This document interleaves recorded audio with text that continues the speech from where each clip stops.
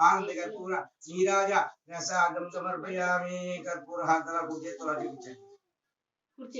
ఎడం చేతితో పట్టుకుని పూర్తి రెండు కలిపి సమానంగా పోయింది.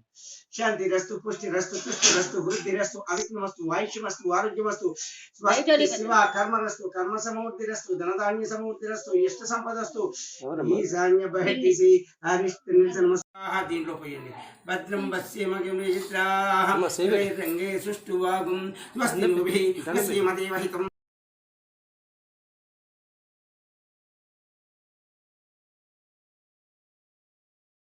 सर्वकार्येषु नास्तिदेशामङ्गलं श्रीमन्महागणपतिं दिव्य मन्त्रपुष्पमर्पयामि.